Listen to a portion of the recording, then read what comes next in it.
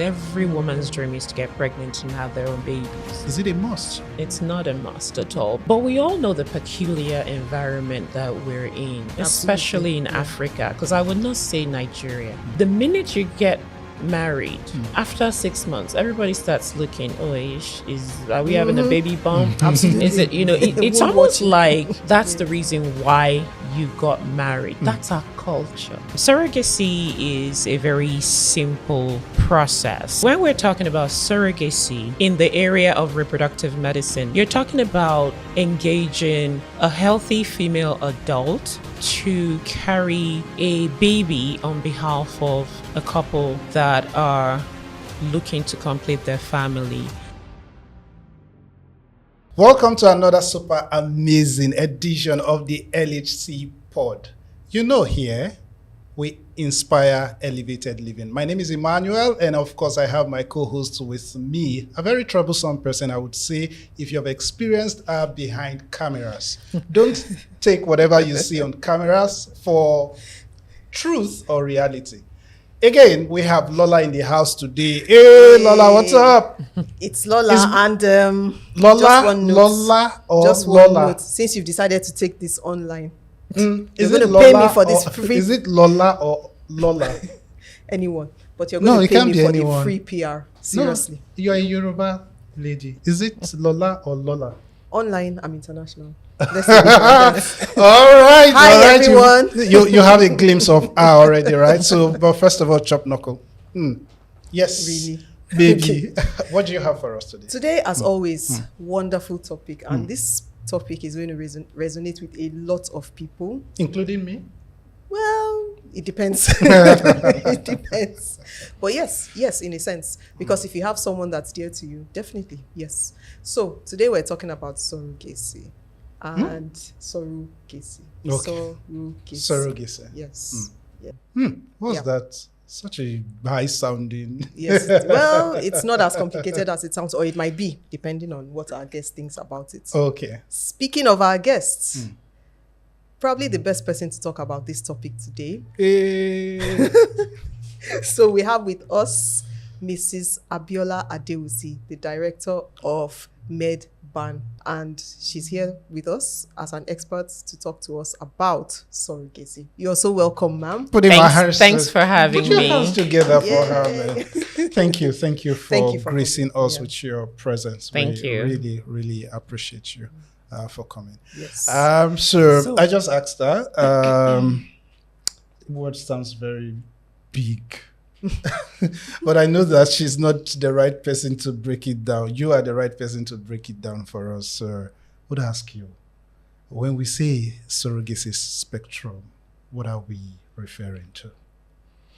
Thank you very much. And first of all, thanks for having me here. It's actually a pleasure to be here and to be talking about a subject that is very pertinent and is the crux of the business that I'm in. Surrogacy is a very simple process. Simple in the sense that it's just one aspect of fertility treatment. So when we're talking about surrogacy, in the area of reproductive medicine, you're talking about engaging a healthy female adult to carry a baby on behalf of a couple that are looking to complete their family and otherwise couldn't do it on their own due to one reason or another, but purely medical. That's what surrogacy is all about. Now, there are different types of surrogacy. There is traditional surrogacy and there is gestational surrogacy. Traditional surrogacy is one of the old, it's gone dated to biblical days, where a woman will use her own egg, but the husband of another woman to get pregnant and have the baby. So the DNA of the baby and the surrogate are kind of the same. So the surrogate is actually the one producing the egg to make the baby. That's traditional surrogacy. Now, gestational surrogacy is what we practitioners practitioners use because we like to separate the two or the three from each other. So the surrogate will be engaged just to carry the embryo that belongs to the patient, the husband and the wife. So that's gestational surrogacy, and that's what we practice. So we don't do traditional because of the complexities, the technicalities, the legalities that is involved. So it's very, very clear that gestational surrogacy is just having a healthy female who is willingly wanting to help a couple that otherwise cannot do it by themselves, because every woman's dream is to get pregnant and have their own babies. Studio is silent. Yes. So let's break it down. My next question would be that there is a whole lot of conversation out there concerning this in recent times, and influencers are jumping at each. We have people all talking about it. So it's becoming a trending topic out there, which is good one way or the other, which is that people are now beginning to understand that they have an option where they think that there is none, right? The first question I would ask is, are people being pressured? Is it a must that you need to be able to, have a kid? I know your last statement, you said that every woman dreams of being pregnant and have their own kid on their own, and where there is none, but is it a must? Thank you very much for the question. It's not a must. It's not a must at all, because it's an individual decision. So someone may come and say, well, if I have a child, fine. If I don't, it's okay. I'm able to live with it. But we all know the peculiar environment that we're in, especially in Africa, because I would not say Nigeria. The minute you get married, after 6 months, everybody starts looking, are we having a baby bump? Absolutely. Is it, it's almost like that's the reason why you got married. That's our culture. They just call you and say, I just want to check up on you. Exactly. Are you, I hope you are fine. Is honeymoon over? Are you back from honeymoon? It's almost like a requirement, Yeah. And even your parents will stylishly, tell you, hey, honeymoon is over. You need to start, what are you guys doing? because it's good. And the reason why, and now that I'm looking at it, based on our cultural background, they're actually looking at it in a very, very realistic way. Why? Because a woman's age tells on the reproductive system. Even if the woman looks young, the reproductive system is aging by the day. So the older you get, the more difficult it is to be able to conveniently just sleep and wake up and procreate. Because according to nature, it's even 1 out of 4 chances of you trying and not knowing. So it's not every time you try to get pregnant that you get pregnant. So age is a major factor, to have a baby. So if you're planning to have one, it's better you do it sooner rather than later, to be honest. It's better to just get it over with, and then you can continue your honeymoon later, just because the highest fertility time span in a woman is in her 20s. Oh, wow. Oh, yeah. Whether you like it or not, it has been scientifically proven that a woman is born with whatever else she's going to have in her entire life. And the peak of her fertility is in her 20s. So when you're 30s, 40s, you need to hop on it. It's not something that you just, waste time on. So making the case for surrogacy, then, if we want to tie it to what you just said, do we say then that it's an option because the chances are reducing as a woman ages? Absolutely not. Okay. Surrogacy option does not have anything to do with aging. Okay. It has to do with the capability of a woman being able to carry the pregnancy on her own or not. So there's different reasons, so many different reasons why a woman cannot carry pregnancy on her own. Okay, please share. So number one, it could be that the woman was born like that. It's called congenital anomaly, where you're born and the womb is just too small and it never just got as big enough to be able to carry a viable pregnancy. Yeah, some people are like that. It could be because of a medical condition. For instance, I've had treated patients in the past that had lupus. So it's a debilitating medical condition that does not want pregnancy in your system. It can be fertile. Wow. Yeah. Wow. Yes. We have those. And we have some that have suffered from, let me use the word, probably from surgery, past surgery, maybe from the doctor wanted to remove the fibroid and inadvertently get the area where the baby is supposed to implant. So in a womb, there is this luscious area that the embryos implant.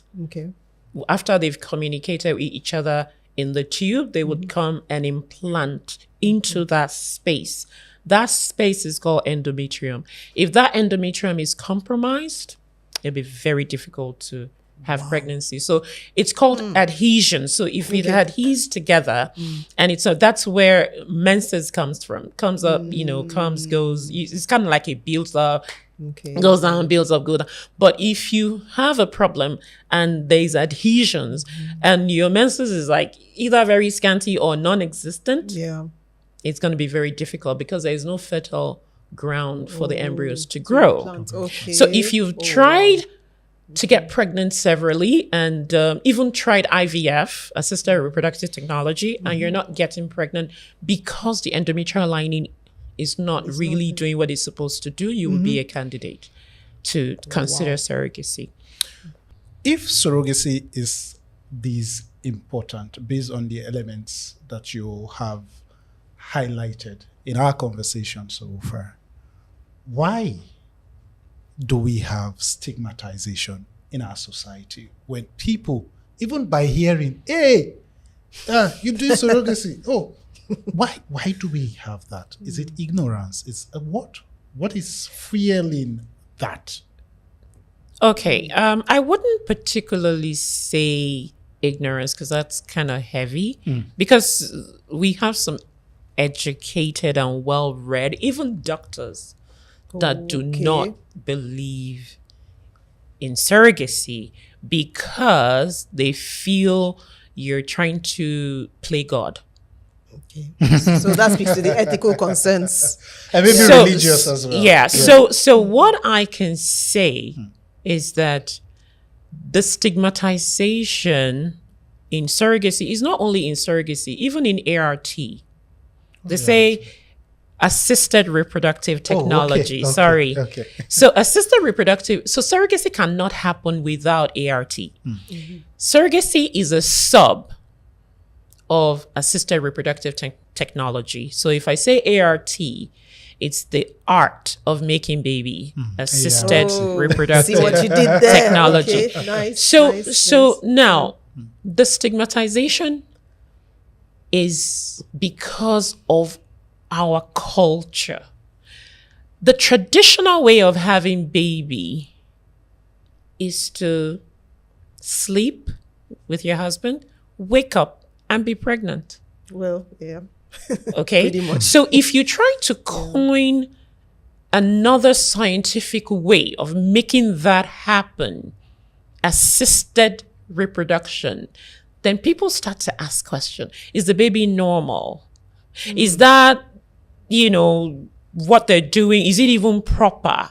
Are they supposed to do it? Why are they forcing it? If you're not having a baby, then that's the way God wants it. But they don't remember that it's God that gave the doctors and the experts the knowledge to be able to treat patients. So this is a medical condition that even the World Health Organization already accepted and has coined to be a disease. So if you're not having a baby, you're considered to have a disease that needs to be cured by the doctor. Wow. And these are the solutions that the doctor is preferring. So based on what you present with, the doctor can say, okay, after you've had so many failed IVF cycles, you can explore this option because that might be the last resort for you to try. Okay. So why are people saying it's not okay? Because it's still part of the treatment process. So to your point, if it's considered a disease, maybe that's where a lot of people miss it because they feel, oh, you shouldn't try to treat it. But we try to treat other things like malaria, and so on, or even contagious diseases. So why Yes. should this be treated differently? Exactly. Okay. Exactly my point. So speaking to that then, what would you say are the benefits of keying into this as a form of treatment, into surrogacy, for example? What would you say the benefits are? The benefits are enormous. Keying Okay. into surrogacy gives you the opportunity to be able to achieve your dream as a parent, as a Okay. mother. Surrogacy is practiced worldwide. Surrogacy in some countries are illegal. Surrogacy in most countries is accepted, but they want it to be altruistic. Altruistic meaning that you don't want it to be commercialized. Okay? Because they don't believe if you're given a gift of life, you should, have payment attached to it. But we all know that the surrogates are sacrificing a lot. They may not even be able to go to work. They will have to adjust their lifestyle for that period of time that they're going through the surrogacy process. So they need to be taken care of, whether we like it or not. So if they're doing it for altruistic reasons, they have to be catered for. They cannot come and bring their money to be able to attend to other person's matter. You understand what I mean? So Yes, somehow yes. they have to be taken care of.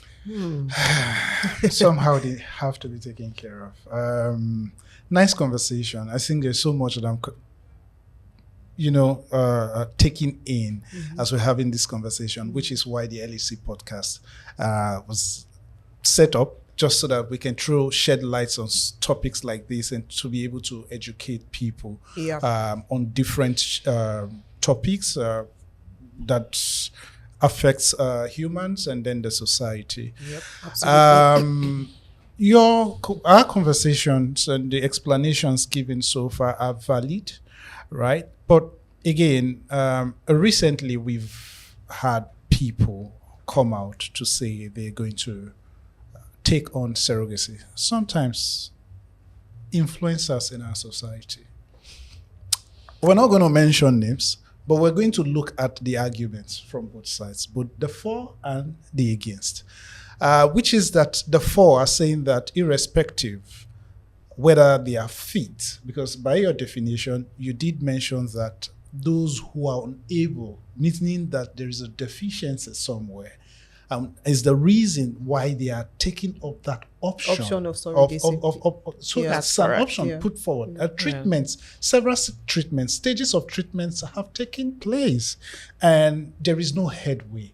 And then maybe the last resort would then be if I don't want to adopt and I want something. We're still going to touch that aspect, right? But is it that people are now beginning to abuse that process? Because somebody says, oh, there's nothing wrong with me, but because I want to keep my banging body.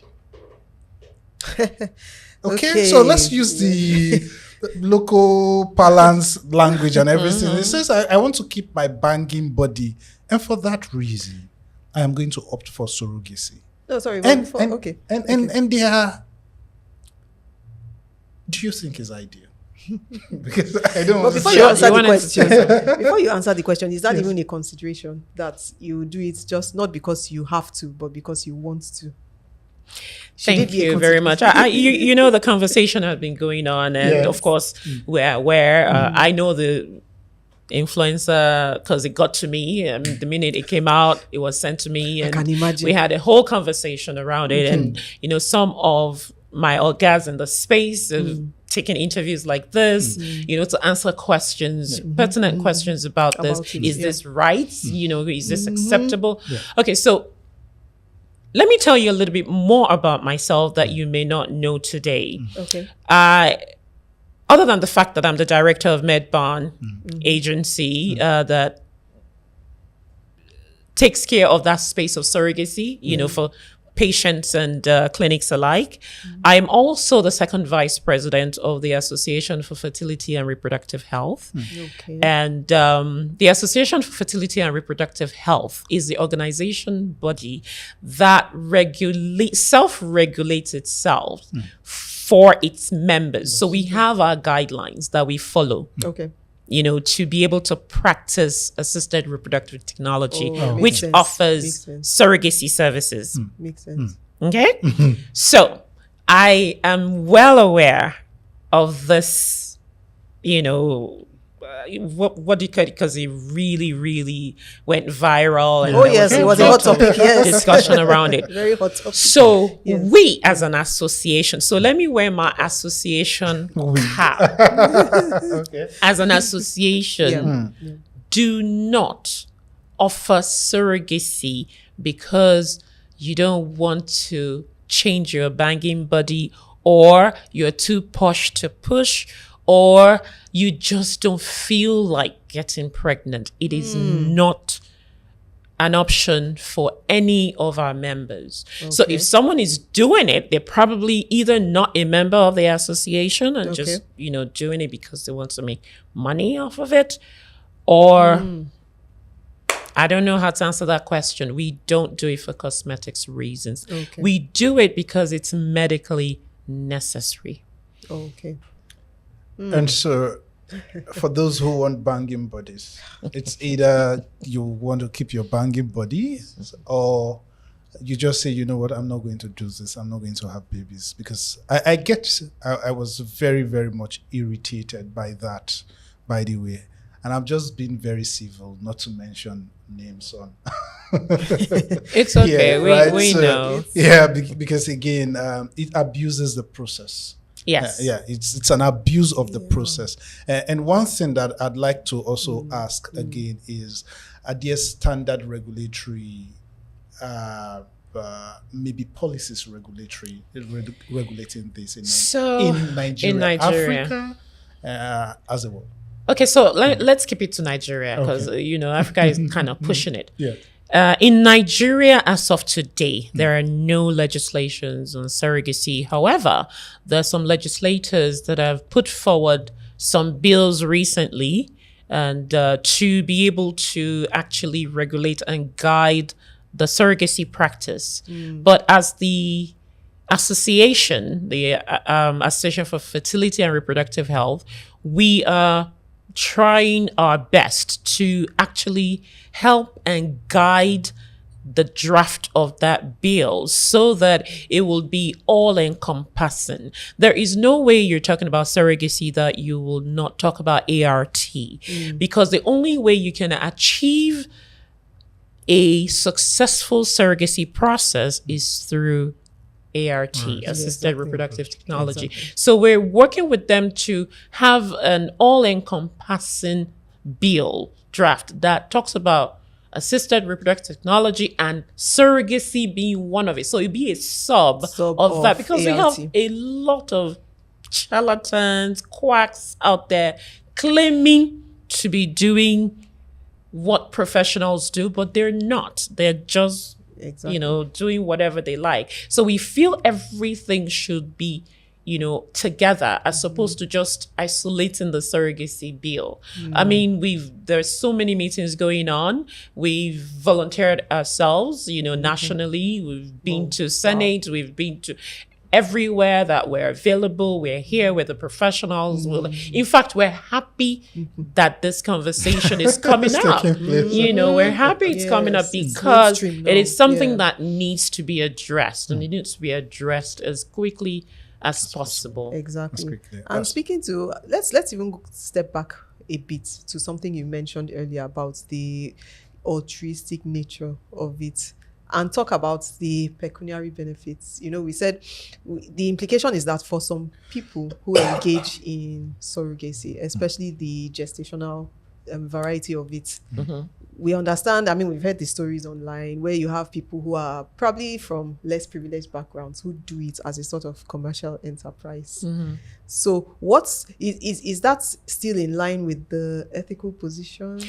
Okay, that's a On very surrogacy? good question, because you're now thinking when you engage a surrogate, a gestational carrier, we call them, Yes. Okay.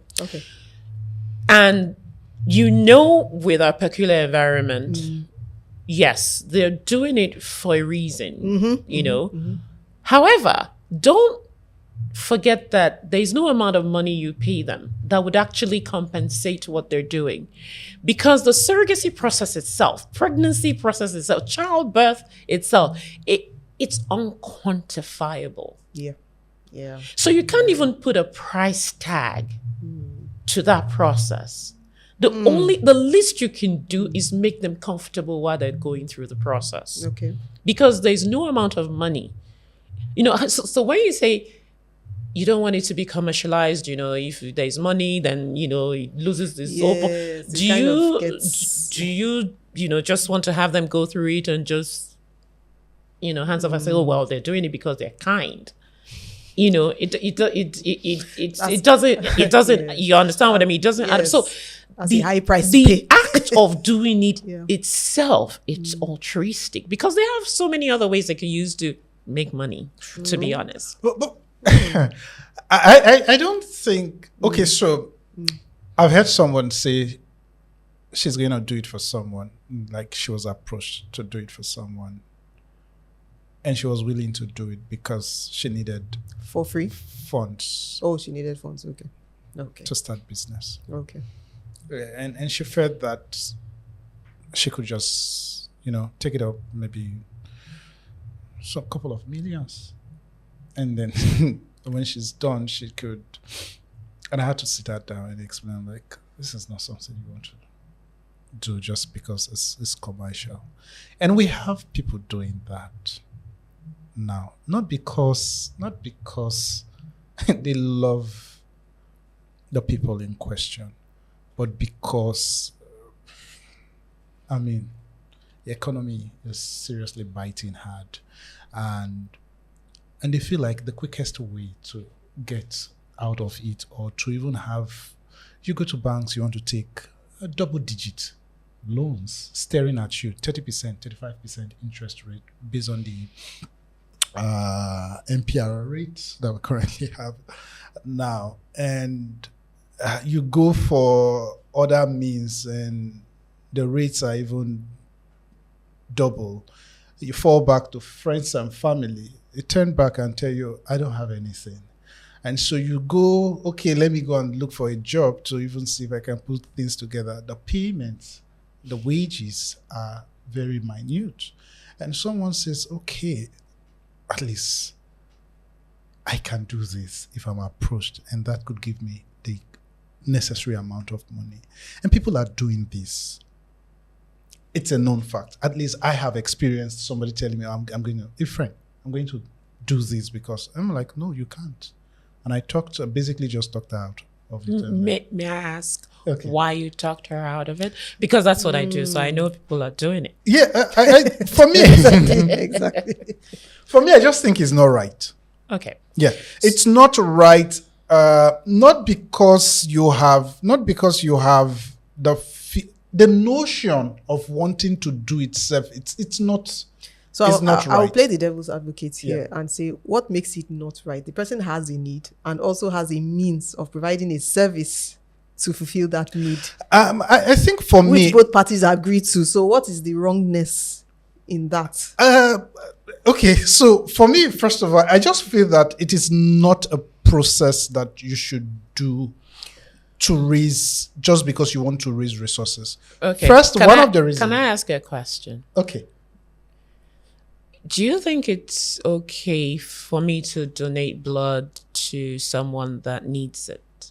to save their life. In fact, me, I've even stopped donating blood. Oh, you used to. Yes. You used yes, to. I have. And I'm going to explain that because, yes, I used to, but I stopped. Okay. And why did I stop? As the fact that our last born had a kidney failure, one of the teaching hospitals, and needed blood. And the resources were there, but we couldn't make the transfer almost immediately, right? And the fact is, knowing that the patient is there and the insistence on wanting to get the alert for that to procure first before he can be treated, for me, defeats that purpose. At the end of the day, we lost the child, right? Dear. Yeah, we lost him. And I began to question myself. People are constantly advised to donate blood to save lives. Right? I know that these bloods are treated and banked, so there is resources going into that. But when it then becomes that, when a patient is in their need of that blood, which may have been donated willingly by people in the society, then the first thing for that medical facility should have been that first, let's find a way to use that blood to save the life first, as against insisting on the commercial aspect of it. I don't know. I still want the people who insist we must get payments first, even when you know that these persons are capable of offsetting the bills, even when you know that from the medical records, deposits have been made, you don't have issues with them paying, and then because of 1 inch or just something isn't working appropriately, you insist. I think that is not humanly enough. And I find it very irritating and disgusting. In fact, the way I'm talking now, I feel very pained about it, right? So we have medical facilities or medical management, as I would put it for now, do these over time. I think that when people are in their need, it should be something like as small as a blood can be transfused, and then the bills can then be discussed later on. And if it's the payments are made, and you can use other means when the payments are not made to seek for payments, legal means to insist on getting your payments at the end of the day, right? But you cannot insist on saying without payment, we're not going to release blood. So basically for me, that's the reason why I have chosen, based on that experience, to say, you know what, if the blood is going to kill me, let me just die and go. If it's too much in my bloodstream, no problem. You know, I'll find a way. You understand? So that's one, right? Okay, so let's so just so that we don't deviate. But another thing for my friend, and I hope that she doesn't even see this particular episode. You know, basically said to me that she was going to do it, and it was for financial reasons. And I told her, no, you can't do it. The reason why, first, I thought it wasn't right that you're doing it for the wrong reasons, which is raising money. Yeah, how much is the money? Now? And I know we discussed that when I got to know, and we sorted that out. But the other thing is, I was looking at the adverse effect. Hey, come on, this is Africa. And we know the maternal mortality rate. Huge. And any small error can lead to, God forbid. It's one of the risks. Yeah. So the risk is too high for when you compare, you're putting your life at risk compared to what you think you would gain Can I ask you a question again? And I'm sorry about your brother. No, it's fine. We're interacting. No, I just wanted to say I'm sorry about your brother. Thank you. I really don't want to go that route. I just wanted to liken blood donation to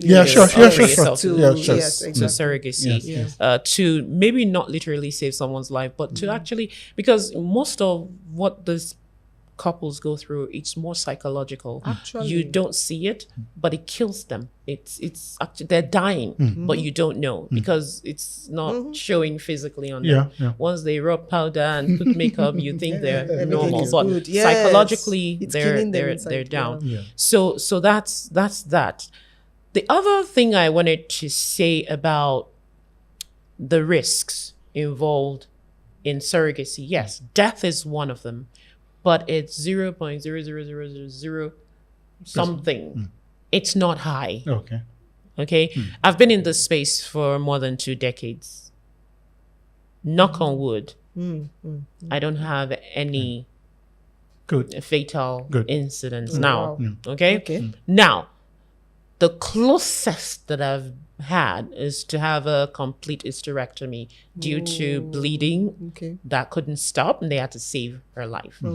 Okay. So what I'm trying to emphasize to you is that if you want to do surrogacy and you go to the right place, make sure that you're engaging a hospital or a clinic or a fertility center that will put your health as priority. The life of a surrogate is more important than the baby she's carrying.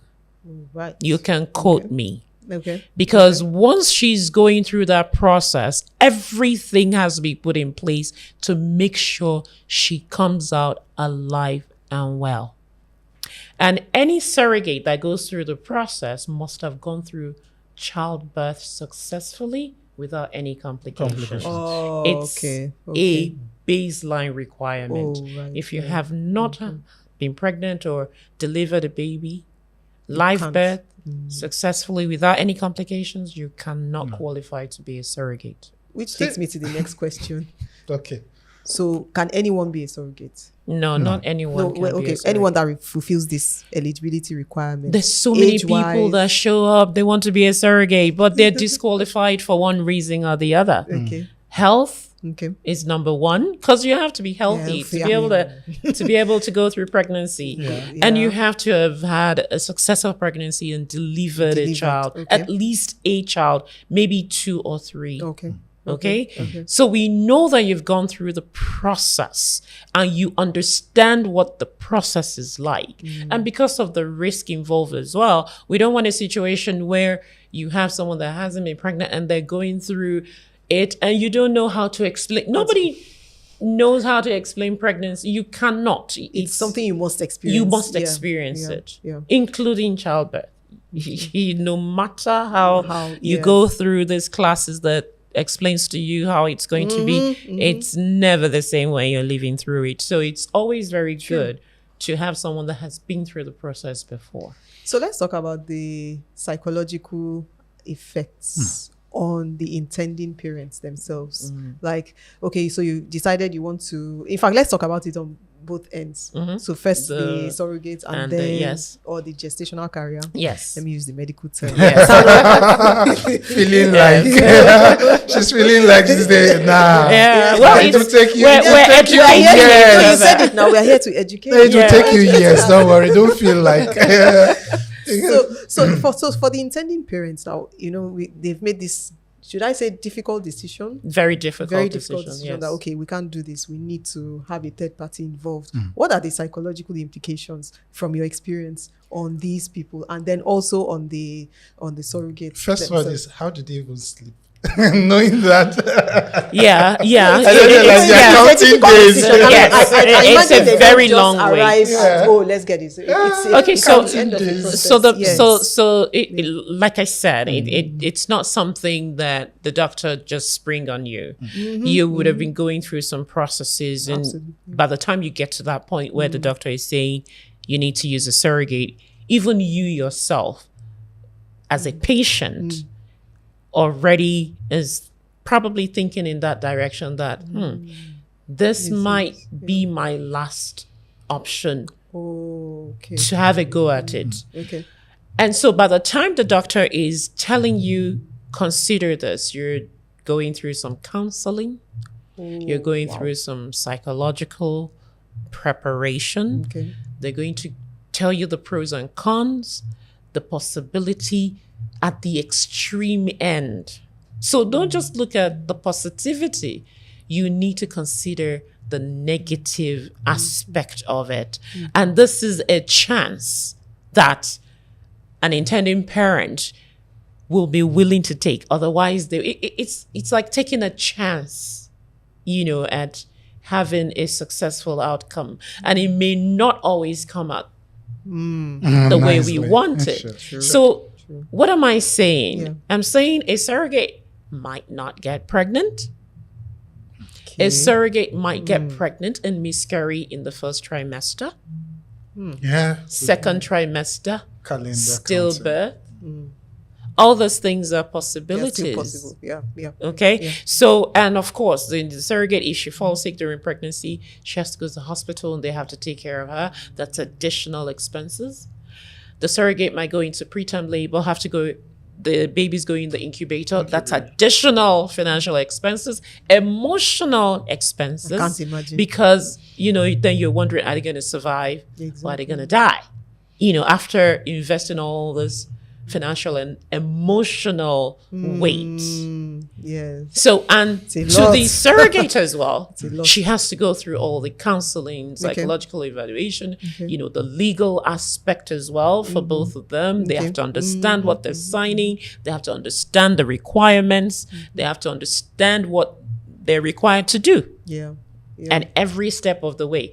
And that is why we at MedBarn do what we do best. That's where we do what we do best, because we are the eyes and the ears of the intending parent, and we Okay. also make sure that the surrogates, which are the gestational carriers, are well taken care of while they're going through the process. I know this is not on the script. I know Emmanuel has been itching to ask questions. Yes, Just yes, a quick question, very quick. This is just out of curiosity. Sorry, Emmanuel. okay. Yeah, so no, just no, indulge me. So, do you have any algorithms for matching surrogates with intending parents? Just off the This tech people. Well, okay. So I wouldn't particularly say they're algorithms, because it's basically the same for patient A, B, C, D, or E. Okay. We just need to make sure that the surrogate that we're engaging for this intending parents have the same parameters that would successfully allow them to carry pregnancy successfully to term and have a good delivery. Okay. And also Fair be enough. emotionally and psychologically stable. Oh, I know what you mean. Let's All just right. imagine that you have surrogate A who has successfully delivered the baby, and after 2 months, she comes very close to the family home and peeping, wanting to see whether the baby is crying or not. Somebody has been watching soap operas. and then going back home and coming and then stalking the parents. Okay. So what I'm driving at is basically wanting to take the child back, or not willing to release. I don't know if that's possible, but we'll find out. Release the baby to the family. Very good Interesting. questions. I mean, Interesting. yeah, you've been watching movies, which is fine. But Yeah. on a more serious note, Yeah. we don't encourage known surrogates, family members, things like, we don't encourage it. Why? Because of things like this. Yes, exactly. Okay, so in the future, things happen. Okay? You just never know. You just never know. I can tell you 1,001 stories of surrogacy gone bad because the family member that carried the child is coming back to say, after all, Exactly. I It's was the my- one that carried this child. So I want to lay claim. This is what happens, especially in our community. Okay? Some people really want to do it because they, love their family member and they want to be of help because they know they're trying to complete their family out of their good heart. They have very good intentions, but you just never know. 20, 25 years, 30 years down the line, something happens. Maybe the person already had a child and something happens to the child, or, some freak accident happens. And then she's looking back at that one that, well, after all, I, helped carry the, you understand? Things like sure. that come up. You So just- what we yeah. do as an association is that we try as much as possible to limit the exposure to the intending parents. And that's why we do what we do. Okay. Okay. I'm going to ask a follow-up question. Because they always come back. Just pardon me. It's out of curiosity. And I know the producer is sending me Producer is going to have your head, but carry on. So, can you be a surrogate? As a surrogate, for instance, you have intending parents somewhere. Is it allowed that the surrogate is not known to the family? Yes, it's allowed. Is allowed? Yes, it's allowed. Are you thinking about it now? No. I'm just asking. It's allowed, but it's optional. Yeah. So if you that are an condemn- intending parent and you tell me, Biola, I really want to know my surrogate. I want to interact with her. I want to put her in my boys' quarters so I can, give her the beautiful whatever. Oh, Voila. okay. But I will warn you that once you start having issues, don't come back to me. Yeah, because That's That's it. your own Yeah, indemnity. yeah, because again, Okay. it helps resolve the issue of, I know these people that can easily walk up What to if them and- what if that person becomes the president of Nigeria Exactly. and then say, say, he owes me, and then takes to social media and say, by the way, that child, I was not that carried. You know what I mean? Yes, and we've seen a few of those actually. It They happens. get quite very messy. It happens. Yes, sir. Do you have any questions? Oh yes. Okay. It's okay. Sure. I have tons of questions on it. Okay. So in terms of so let's now look at we've talked about, things about the ethical considerations, the financial. Let's even talk about the societal acceptance of it. We mentioned in the beginning that the African society, or let's even say the Nigerian society generally, has this skeptical approach towards people who take up surrogacy. We have some famous examples of people who came out and said, oh, this is what I did, and all that. So in your own experience now, based on the over 2 decades of experience that you have with this, what would you say is the best approach from an educational perspective, for people who are forced to take on surrogacy as an option, and how they deal with the feedback or the, should I say, clapbacks from society? Should it be seen as a bad thing, or it should just be seen as something normal?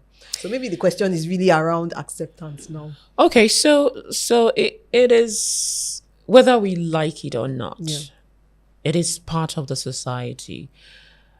What we're doing now is creating awareness. And it's part of what we have to keep doing so that people can understand that surrogacy is not a crime, it's not a sin, it's not a taboo, it's not illegal, it's just a form of treatment. Okay. If my sister is suffering from infertility, would I advise her to just let it go or explore treatment options? You understand? Yes. Yes. I also want to emphasize to everyone out there that are thinking surrogacy is not proper, whether it's for religious reasons or for ethical reasons. Surrogacy is a form of treatment for infertility. It's a treatment option. It is done globally. It is widely acceptable. There are guidelines, there are ethical factors put in place. If it's done by the right person or the right practitioner, it is good. It is almost risk-free. And please, if you are an intending surrogate out there that is planning to do this, make sure that you get the right practitioner, clinic, expert that will help you and guide you and take your best interest at heart. It is very important because we have a lot of so-called clinics out there that can exploit. And we also have a lot of surrogates out there that are exploiting. Actually. Yes. Actually. Yes. That's So the tell dark us side more. of it. Oh, yes. Or you have some surrogates because they want to cash in. They would go and do a cycle here and make sure that the bleed comes at a certain time after they've collected a certain amount of money Wow. and go to the next place and go to the next place and go to the next place. Wow. So within our small community, hustle is real. so now another thing I need to tell you about myself is that I chair the Fertility Support Professionals Association of Nigeria. That's another association that actually house people like me and what I do. Okay. And it's actually expanded into, we have multifaceted professionals like lawyers, fertility lawyers, advocates, people that takes care of adoption and things like that. So we're actually a very broad, group of people, but the majority are organizations that offer surrogacy services like this. So we do exchange notes, and yes, there are bad surrogates out there, plenty. And that's the reason why the selection process for us when we're trying to screen surrogate is very important. Very, very important. So do you have something like a data bank where you cross-check, for example, if somebody's volunteering? What? I'm clapping. No. Okay. About 6 years ago, when I was still in full-time paid employment, working with a fertility clinic in Lagos here. Okay. I don't want to mention it because if I mention the name, you will know. I mean, not in a bad way, but I just like to keep it quiet like that. I worked there for 14 years, by the way, before I decided to do this. I realized that Quite the career. That's massive loyalty there. So I realized very quickly, because I was the one screening the donors on the surrogate, that this database is necessary while I was working. And I started to develop one. Oh, And I have developed one. nice. It's called the Quive app. And now I have started to campaign about this app to my colleagues, my ogas, and everybody that has a clinic that are actually offering services and donors and surrogacy.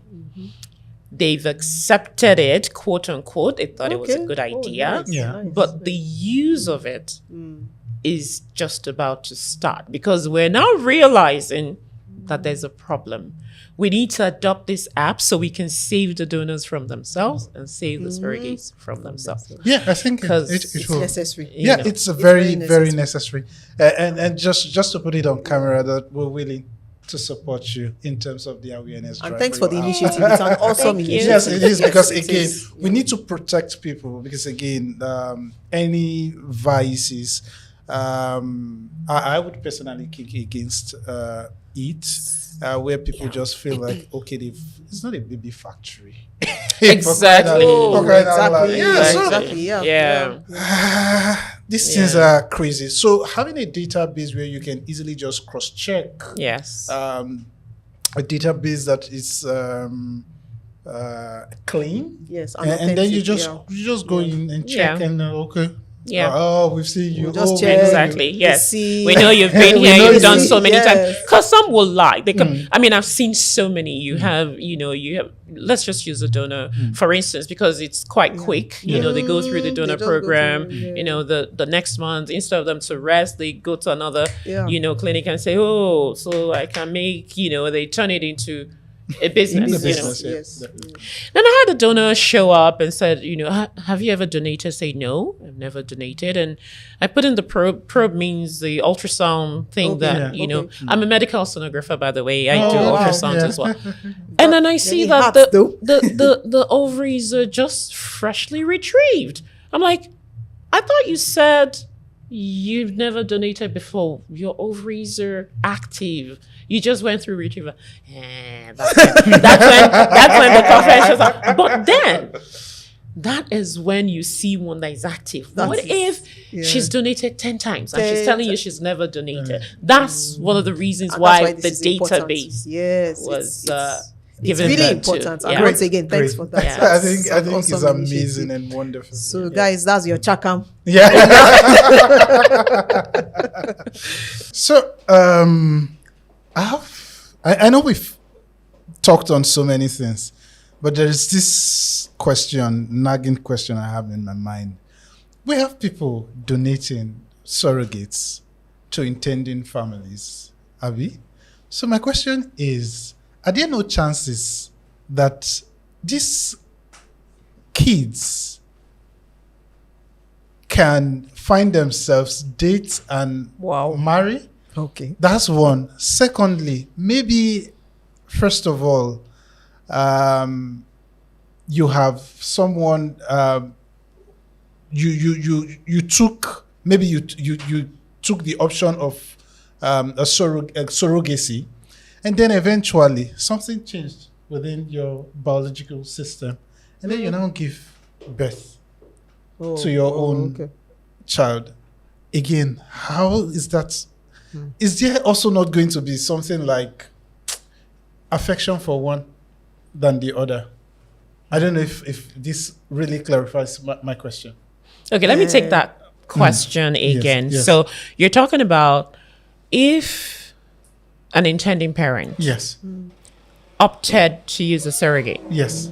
and have a successful outcome, have Yes. a baby, and somehow They were fate able to smiled on you because you now have a child, all your disrupted system now balanced, and you got pregnant and have another child. Yes. Will it affect whether you love the one you gave birth to more than the I've never seen it, because it's happened. It's happened. They won't come to you to tell you that this is what is happening in the family, or the kids then come back and say, okay, nobody. Okay, so how do you? let me give you an example very close to home. I had a patient that adopted a child. She didn't use a surrogate. She adopted a child, a daughter. And then several years later, she decided, because the daughter now was nagging her to have siblings. And of course, she's come of age. She couldn't use her own eggs, neither could she carry. Okay.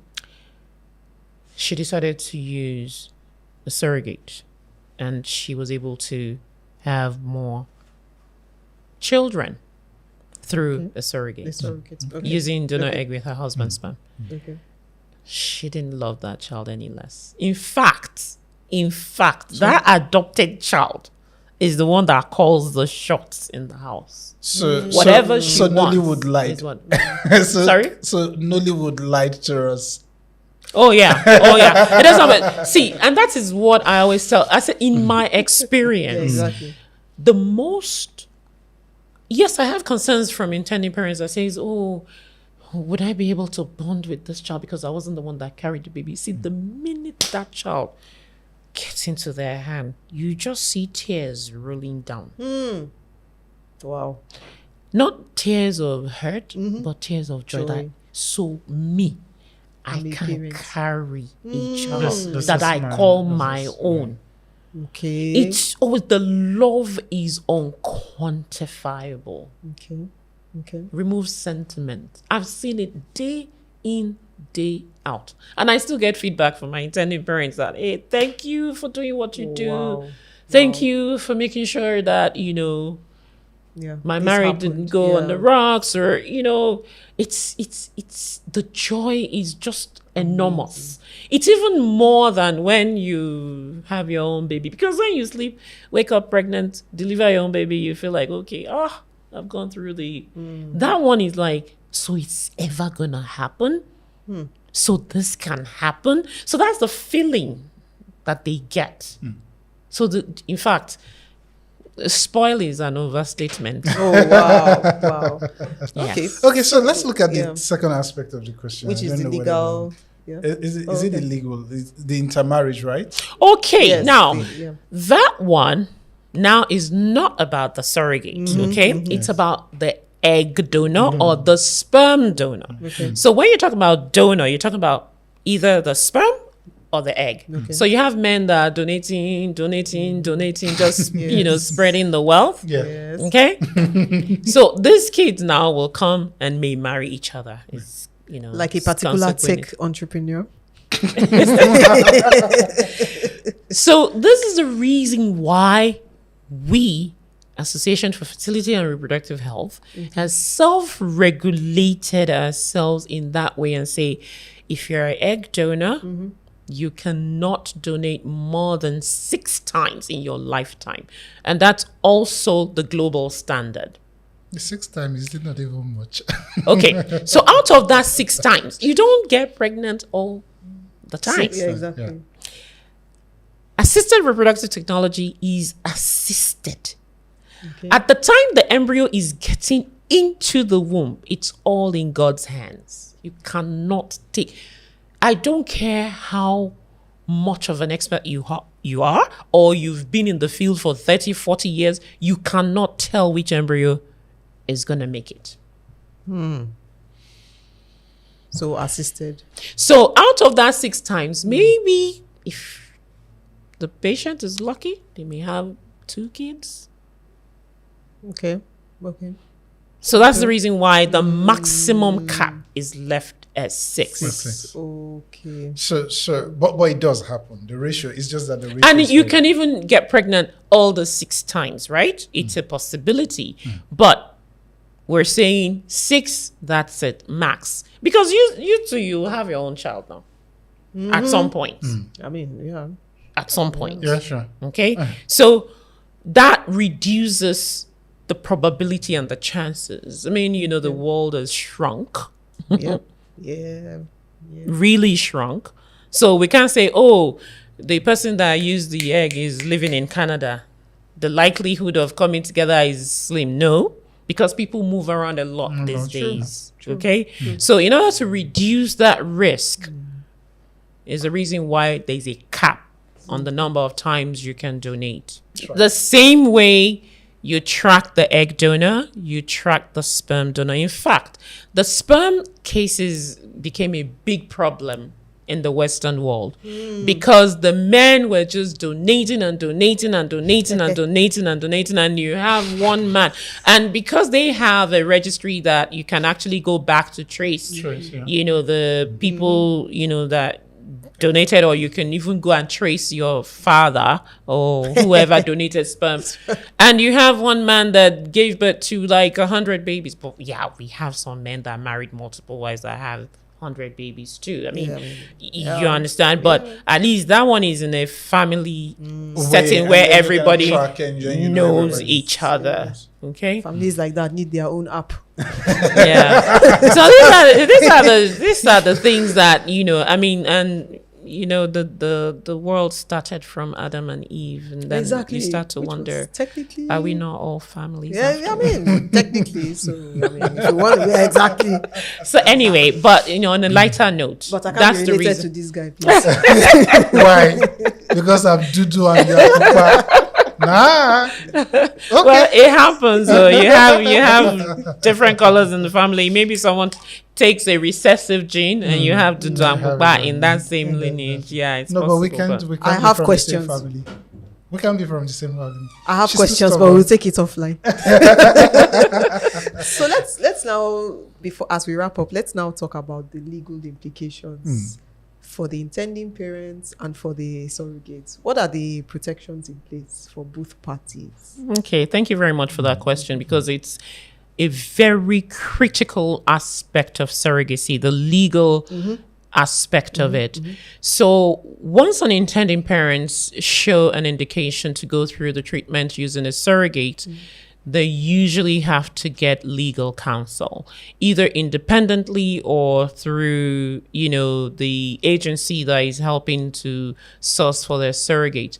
But as a matter of good practice, the agency that is sourcing for the surrogate must and have to engage a lawyer for the surrogate so that she can understand all the legal implications, what she's supposed to do, what the intending parents is supposed to do, what the agency is supposed to do, what the clinic is supposed to do. If anything goes wrong, what's supposed to happen. All those things are spelled out. Okay. In order to have everybody on the same page. All right. Now, can the surrogate sue the intending parent? Yes, why not? Okay. But for what? Maybe- Because if you're using an agency and not going through, maybe a direct transaction, let me use that word. Yes, of course. There is no way you will be deprived of whatever you have been promised. Okay. So there's that protection. There's that protection Okay. there. Okay. If you decide to go to do it directly, maybe, I'm doing it for my cousin and my cousin has promised to give me X amount of money and there's no proper documentation. It's just a gentleman's agreement. And then you renege at the end of the day. And then It happens. I can say, okay, you know what? I'm going No, to it happens. It does happen. Then what? What basis do you have? Do you understand? There's no basis to your point. Exactly. So, but for using an agency, if you're a surrogate and you're using an agency, you can rest assured that whatever is due to you will be given to you. In fact, they would give you more because we encourage them to do more if they can. Some people sell everything they have Wow. to go through this process. Wow.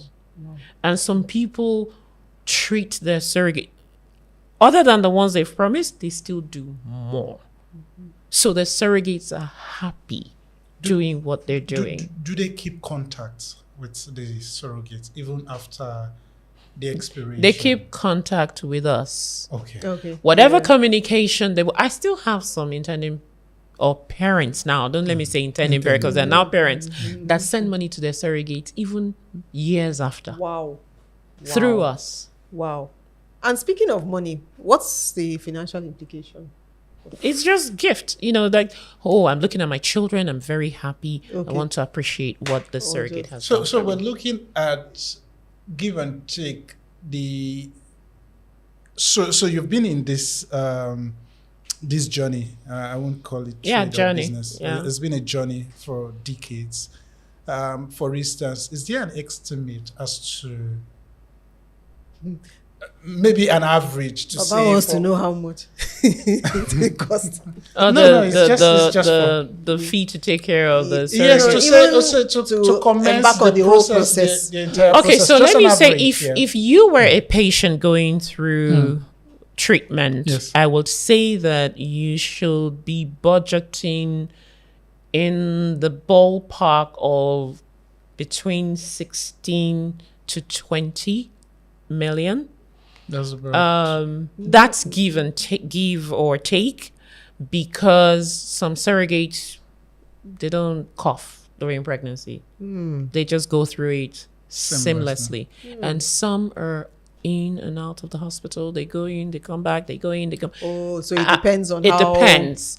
And then easy if it the is for kids this, or the yeah. baby or the babies come prematurely, that's another expenses that has to be tagged on that you don't envisage. So that's the reason why I say Okay, so it's budget that. yeah, between 15 to 20 million. That's naira, right? Yes, naira. Okay, so you break it down to USD. But That's abroad, you're talking about $500,000. Yo. yeah, I think 20 million would be like how many $1,000? That's chump No, 10 change. million is like maybe 13,000 or 13 to 14,000 It's USD, small give or money, take. yeah. Give or take. Okay, so I just want a wider audience to fully understand. And that's the reason why, in Africa, In in Nigeria, Nigeria, yeah. it's, when especially our patients from diaspora, when they come, and they do come because it's unaffordable there. Yeah. And they desire to complete their desire- family, yeah, so they exactly. come home to, to get this. do the that. treatment. Wow. All right. I think we've touched base on all the free set, but this conversation is not going. We're not just going to conclude on these. I think not there are other over. aspects of it that might want to look into. And behind the cameras, we have secured her approval to be back on set. Definitely, I will be back. Sometime soon. Like I said, I belong to so many, I wear so many hats, but the one I'm talking about today is the Association for Fertility and Reproductive Health. We do have an open house coming up in September 23rd to be exact, at Oriental.